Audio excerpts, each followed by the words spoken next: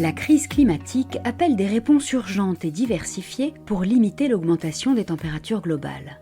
Parmi les solutions technologiques en développement, la capture et le stockage de carbone qui visent à réduire les émissions de CO2 en le capturant avant qu'il n'atteigne l'atmosphère ou à l'extraire de l'atmosphère pour le confiner de manière permanente offrent de nombreuses promesses. Mais cette technologie suscite autant d'espoir que de débats. Est-elle à la hauteur des ambitions climatiques? Quels en sont les coûts réels et ses implications géopolitiques?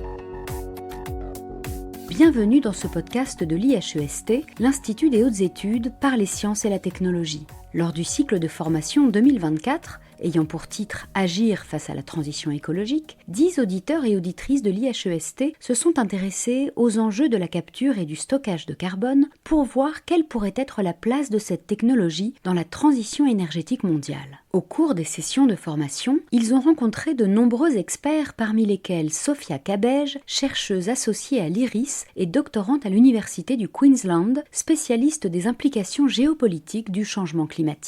Ces éclairages ont permis aux auditeurs de rédiger un rapport d'étonnement sur le sujet dont vous nous proposons ici la synthèse. Un sujet qui a posé de nombreuses questions aux auditeurs et auditrices que nous avons rencontrés. Au début, on a fait un tour de table et on partageait vraiment un grand scepticisme vis-à-vis de ce qui se présentait pour nous au départ, qui n'y connaissions rien, comme relevant d'un technosolutionnisme face aux enjeux écologiques. Moi, personnellement, j'ai tout appris. C'est-à-dire que derrière CCS, CCUS, BECS, DAX et autres acronymes horribles, je ne savais pas du tout de quoi en parler. Il y a aussi des pays qui sont bien plus en avance que nous sur ces questions-là et qui font le pari de se dire ne changeons pas nos modes de vie, nous allons trouver des solutions pour réussir à capter, à séquestrer, parfois envoyer les déchets ailleurs. C'est une vraie question de savoir ce qu'on a envie de faire, où on a envie de le faire. D'une certaine manière, tout se mélange. C'est-à-dire qu'on a à la fois des technologies qui sont un peu matures, pas du tout matures, des marchés qui sont en train de se constituer mais qui ne sont pas encore un point d'équilibre et pourtant énormément d'opérateurs et énormément de personnes qui s'agitent. On a l'impression un peu d'assister à un petit monde qui se crée.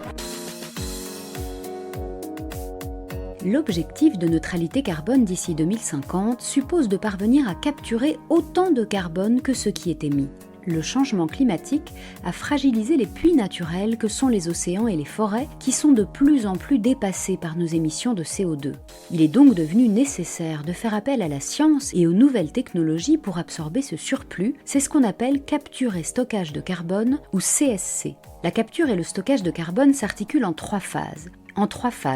Il faut d'abord capturer le dioxyde de carbone, le transporter vers un site approprié, puis le stocker durablement. La capture peut s'effectuer sur des sites industriels émetteurs, comme les centrales à charbon ou les usines sidérurgiques, à partir de biomasse ou directement dans l'air. Ce sont les fameuses BECS et DAX dont parlait notre auditrice. Une fois capturé, le CO2 est liquéfié puis transporté par pipeline, camion ou bateau jusqu'à des sites géologiques adaptés tels que des aquifères salins profonds ou d'anciens gisements pétroliers. Si la CSC est perçue comme une solution clé pour réduire les émissions dans des secteurs difficiles à décarboner, plusieurs défis subsistent. Les risques de fuite de CO2 des sites de stockage, même minimes, pourraient avoir des répercussions environnementales majeures. En outre, cette technologie reste très énergivore, ce qui soulève des interrogations sur son empreinte globale, souligne Sophia Cabej. Il y a des risques associés à toute technique, et notamment des techniques telles que celle-ci, parce qu'on a plusieurs phases d'intervention sur différents sites. Donc là, on va venir capter le CO2, puis le transporter donc par camion, par pipeline, et ensuite le stocker dans des couches géologiques profondes. La question des fuites, elle est importante. Pourquoi ? Parce que d'une part, si on venait à perdre une certaine quantité de CO2 qu'on serait venu capter, eh bien cela serait réémis dans l'atmosphère, et donc ça contreviendrait forcément à l'objectif initial, mais aussi au regard des conséquences que ça peut avoir sur la biodiversité souterraine, qui est un type de biodiversité dont on parle peu souvent, mais qui est pour autant extrêmement importante dans l'équilibre général du système Terre. Pour l'heure, on reste à un stade d'essai à grande échelle de ces techniques-là.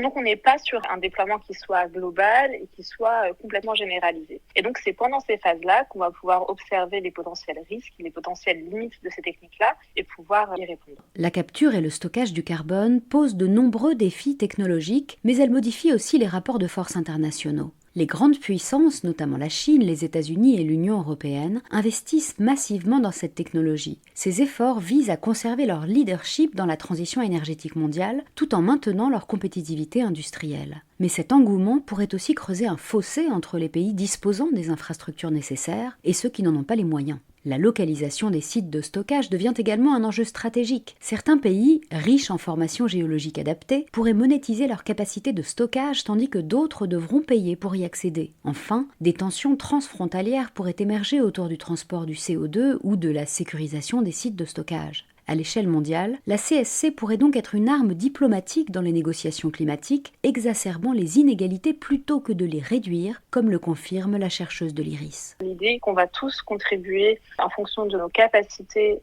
à l'objectif global qui est établi de manière commune, donc réduire les émissions et atteindre un objectif de température qui soit commun, et bien cette confiance-là est largement érodée par plusieurs types de mécanismes. D'une part, la faillite des États les plus industrialisés, les plus pollueurs à atténuer leurs émissions. D'autre part, des financements qui ne sont pas assez importants face aux besoins des pays en développement. Et là, c'est directement en lien avec la question de la capture et du stockage du carbone, la question du transfert de technologies. Ces techniques-là, elles sont pour l'heure développées dans les pays industrialisés. Lorsqu'on voit les cartes qui existent, on voit très largement, d'une part, la domination des États-Unis, qui concentre près de 45% des investissements à l'échelle mondiale dans la capture et le stockage du carbone. Et ça nous ramène à un enjeu crucial qui est celui de l'accès aux technologies. La question qu'on doit vraiment se poser, c'est est-ce que la capture et stockage du carbone va permettre le business as usual, c'est-à-dire permettre, par exemple, aux industries pétro-gazières de continuer à perdurer, ou bien est-ce qu'on va se servir de ces techniques-là pour, au contraire, permettre à des pays qui ont encore besoin des énergies fossiles pour pouvoir se développer, d'y avoir recours et d'y associer des techniques de capture et stockage du carbone. Une question d'autant plus cruciale que malgré l'accord de Paris en 2015, de nouveaux records d'émissions sont battus chaque année, rappelle Sophia Cabej, rendant les besoins de stockage largement supérieurs aux capacités actuelles. D'après l'Agence internationale d'énergie, les capacités de stockage de CO2 en 2024, grâce au dispositif de capture et stockage du carbone, sont d'environ 50 millions de tonnes de CO2 par an. Et il faudrait, pour répondre aux besoins et atteindre l'objectif de neutralité climatique à 2050, stocker 5 000 millions de tonnes de CO2 par an. C'est donc multiplié par 100 le capture et le stockage du carbone. Et ces besoins-là, ils ne sont pas simples à pouvoir remplir parce qu'on ne peut pas stocker du carbone n'importe où. Les puits géologiques sont situés dans des endroits très diversifiés, à la fois sur les terres et dans les océans. Plus on va continuer à émettre des émissions, dont du CO2, plus on va être dépendant de la capture et du stockage du carbone. Or, aujourd'hui, nous ne sommes pas certains du tout que nous soyons capables de le déployer à une si grande échelle qu'elle pourrait remplir les objectifs que nous octroyons aujourd'hui dans les discours politiques et les différents scénarios qui nous sont présentés.